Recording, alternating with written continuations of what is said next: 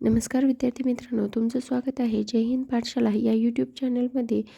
आज आपण आयोगाने विचारलेले आणि जे की वारंवार प्रश्न विचारले जातात, कसे विचारले जातात ते आज आपण पाहणार आहोत. ज्यामध्ये अर्थशास्त्रातील भांडवली बाजार हा भारतीय भांडवली बाजार हा टॉपिक आपण आज घेणार आहोत. चला तर मग सुरुवात करूया आजच्या व्हिडिओला.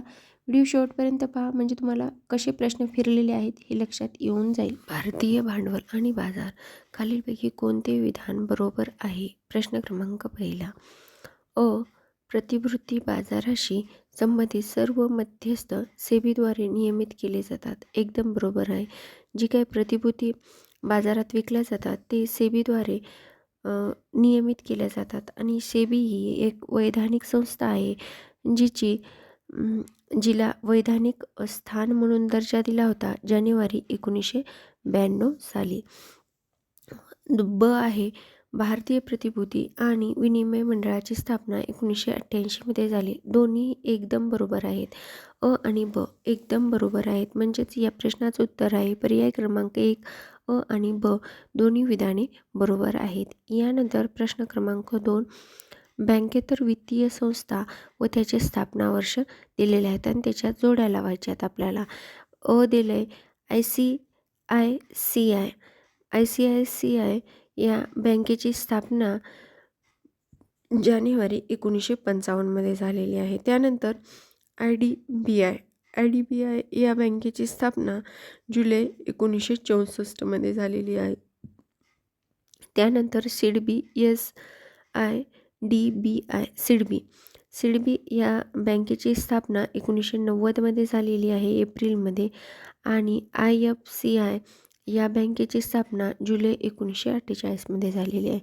यानुसार आपल्याला असं सांगता येईल की अ ला 3, ब ला 4, क ला 2 आणि अ ला म्हणजे IFCI ला जुलै 1948 1, म्हणजेच या प्रश्नाचं उत्तर आहे पर्याय क्रमांक 2. यानंतर प्रश्न क्रमांक 3.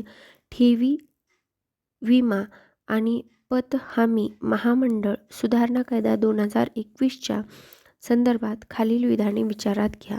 तर अ आहे.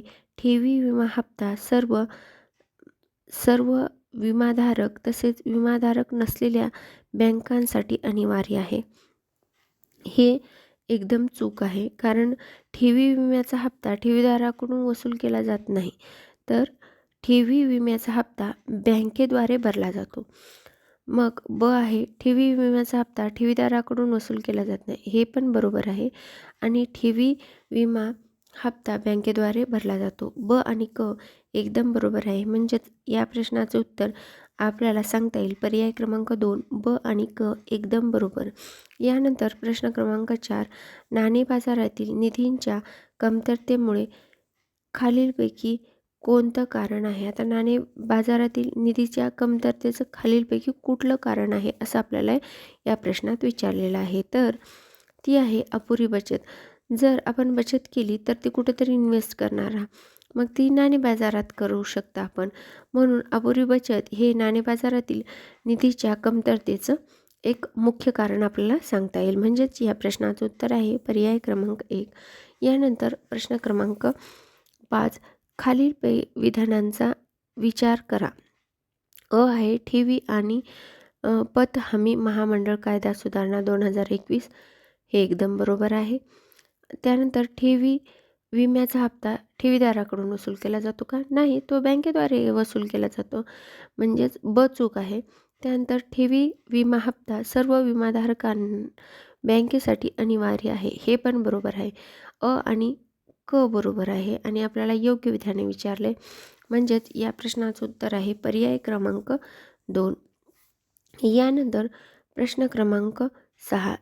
सेबी ही डॅश डॅश आहे. वैधानिक संस्था आहे. मी पहिल्याच प्रश्नात तुम्हाला सांगितलं होतं सेबी ही वैधानिक संस्था आहे आणि वैधानिक अधिकार हिला जानेवारी 1992 मध्ये देण्यात आलेला आहे. 7वा प्रश्न आहे. डॅश डॅश हे भारतातील मान्यताप्राप्त स्टॉक एक्सचेंज आहे आणि हा प्रश्न आयोगाने कॅन्सल केलेला आहे. पण सर्व मान्यताप्राप्त स्टॉक एक्सचेंज आहेत. मुंबई स्टॉक एक्सचेंज, त्यानंतर राष्ट्रीय स्टॉक एक्सचेंज, आणि जयपूर आणि दिल्लीचं मला माहिती नाही. अ आणि ब तर निश्चितच आहेत. यानंतर प्रश्न क्रमांक 8, खालीलपैकी कोणते कर्जाचे प्रकार नाहीत? आता कर्जाचे प्रकार म्हटलं तर कॅश क्रेडिट. आता जेव्हा आपण क्रेडिट कार्ड वापरतो त्यावेळेस पैशाचा व्यवहाराला कर्ज आलं. त्यानंतर बँक अधिकर्ष म्हणजे बँकेने जो व्याजदर लावलेला आहे त्याला अधिकर्ष असं म्हटलं जातं. त्यानंतर रोख कर्ज हे पण एक कर्ज आहे. वचन चिठ्ठी म्हणजे हे कर्ज नाही.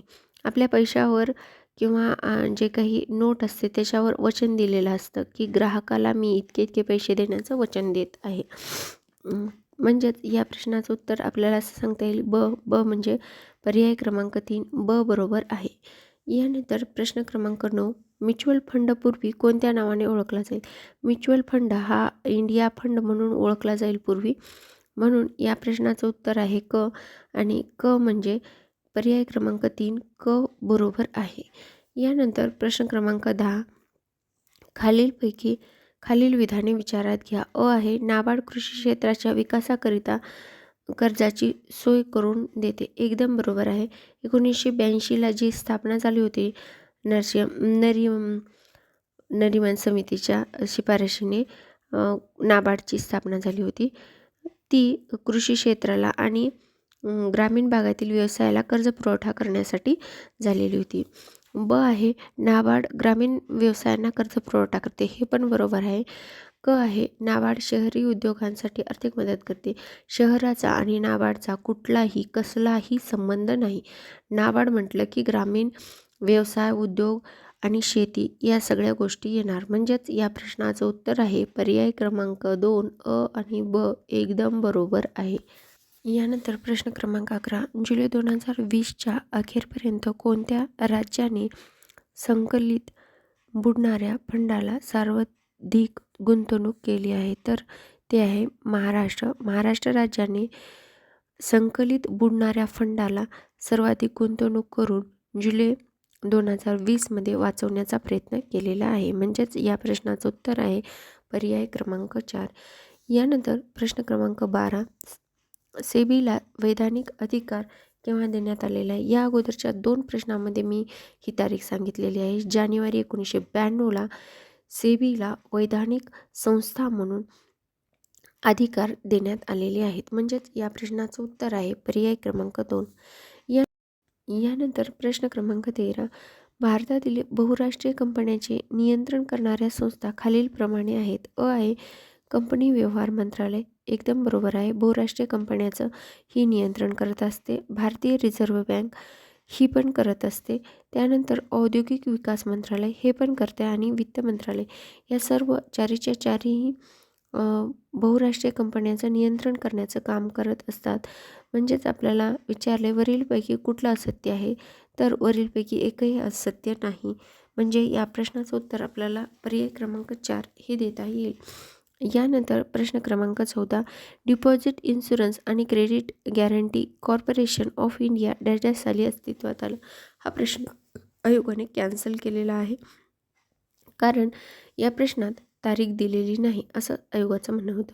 यानंतर प्रश्न क्रमांक 15, खालीलपैकी कोणती संस्था स्वतंत्र भारतातील पहिली वित्तीय संस्था होती? तर ती होती IFCI, जी की 1940मध्ये स्थापन झालेली होती. 48मध्ये IFCI ही वित्तीय संस्था जुलै 1948मध्ये स्थापन झालेली होती. म्हणजेच या प्रश्नाचं उत्तर आहे पर्याय क्रमांक 2. यानंतर प्रश्न क्रमांक 16, खालील विधाने विचारात घ्या. अ आहे जानेवारी 2004मध्ये वैधानिक व तांत्रिक नियतकालिके, मासिके आणि साप्ताहिके यांच्या मुद्रणातील परकीय प्रत्यक्ष गुंतवणूक 100% पर्यंत करण्यासाठी सरकारी परवानगी दिली. एकदम बरोबर आहे. त्यानंतर ब आहे जानेवारी 2004मध्ये पेट्रोलियम क्षेत्रातील परकीय प्रत्यक्ष गुंतवणूक 100% पर्यंत सरकारने वाढविली. हे पण बरोबर आहे. त्यानंतर क आहे व्यवसाय ते व्यवसाय ई व्यापार व्यवसायासाठी परकीय गुंतवणुकीत 80% करण्याची परवानगी दिली. हे मात्र चूक आहे. म्हणजे अ आणि ब बरोबर आहे. तर या प्रश्नाचं उत्तर आहे पर्याय क्रमांक 2 अ आणि ब बरोबर आहे.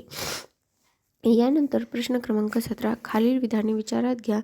स्टुडंट्स अँड पुअर पतमानांक मध्ये भारताला बी उणे सह स्थिर उभे केले आहे. तर हे एकदम बरोबर आहे. त्यानंतर ब आहे मूडीज ने भारताचे पतमानांकन शेवटच्या यादीमध्ये Baa2 सह स्थिर केलेले आहे. हे पण बरोबर आहे. त्यानंतर पीच या पतमानांकन संस्थेने शेवटच्या अहवालात भारताचे पतमानांक BB उणे सह स्थिर स्वरूपात केलेले आहे. तर BB उणे ही एक आपल्याला दिलेला एक स्पेशल दर्जा असतो आणि तो आपल्या भारतीय कंपन्यांनी मेंटेन केलेला आहे. हेच या प्रश्नामध्ये आपल्याला माहिती स्वरूपात दिलेलं आहे. म्हणजेच या प्रश्नाचं उत्तर आहे पर्याय क्रमांक 4 वरील सर्वच्या सर्व विधाने एकदम बरोबर आहेत. यानंतर प्रश्न क्रमांक 18 याचना बाजार संबंधित खालीलपैकी कोणते विधान योग्य नाही, म्हणजे आपल्याला चूक विचारलेलं आहे. एक आहे याचना बाजार मुंबई, कोलकाता आणि चेन्नई येथे केंद्रित आहे. हे एकदम बरोबर आहे. याचना बाजार अंतर बँक याचना बाजार असे म्हणतात. हे पण बरोबर आहे. याचना बाजार हा नाणे बाजारातील रोखीच्या स्थितीचा अधिक योग्य निर्देशांक आहे. हे पण बरोबर आहे. यानंतर चौथा आहे याचना बाजारात देवाणघेवाणीचे व्यवहार 3 दिवसाकरिता चालले जातात. हे मात्र चूक आहे. म्हणजेच या प्रश्नाचं उत्तर आपल्याला सांगता येईल की पर्याय क्रमांक 4 हे आहे. यानंतर प्रश्न क्रमांक 19 पुढील वित्त संस्थांची मांडणी त्यांच्या पूर्व स्थापन झालेल्या प्रमाणे करायची आहे. आता भारतातील औद्योगिक विकास बँक म्हणजे IDBI. आता IDBIची स्थापना जुलै 1964 मध्ये झालेली आहे. औद्योगिक गुंतवणूक बँक IIBI.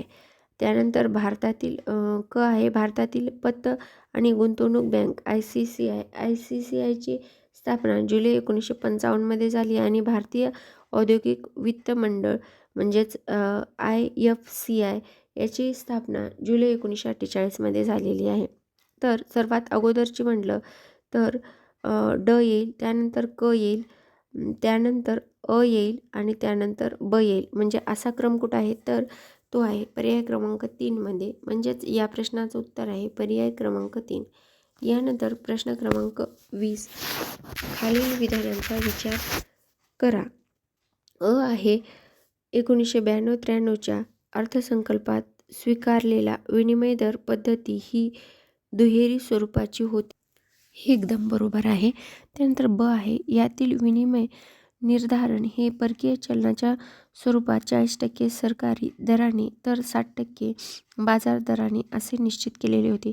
हे पण बरोबर आहे. म्हणजेच आपल्याला असं म्हणता येईल अ आणि ब बरोबर आहे. तर या प्रश्नाचं उत्तर आहे पर्याय क्रमांक 3 अ आणि ब एकदम बरोबर आहे. यानंतर प्रश्न क्रमांक 21 म्युच्युअल फंडाचे वर्गीकरण खालीलपैकी कोणत्या प्रकारात करता येईल तर ते करता येईल आपल्याला भांडवली बाजारातील वित्तीय मध्यस्थ संस्था. म्हणजेच या प्रश्नाचं उत्तर आहे पर्याय क्रमांक 1. यानंतर प्रश्न क्रमांक 22 भारताच्या सार्वभौम ऋणचे पतमानांक यांच्याकडून केले जाते. तर ते आहे फिच रेटिज आणि स्टँडर्ड अँड पुअर्स या 2 कंपन्यांकडून भारताच्या सार्वभौम ऋणाचे पतमानांकन, पत म्हणजे पैशाचं मानांकन केलं जातं. ते आहेत ए आणि बी. म्हणजेच या प्रश्नाचं उत्तर आहे पर्याय क्रमांक 1 अ, ए आणि बी. यानंतर प्रश्न क्रमांक 23 सार्वजनिक क्षेत्रातील 3 महत्त्वाच्या वित्तीय संस्था मागासलेल्या भागात सुरू झालेल्या प्रकल्पाच्या सवलतीच्या दराने वित्तपुरवठा करतात. आता सर्व सवलतीच्या दराने वित्तपुरवठा करणाऱ्या संस्था म्हणलं तर IFCI एक आहे आणि IDBI त्यानंतर ICCI.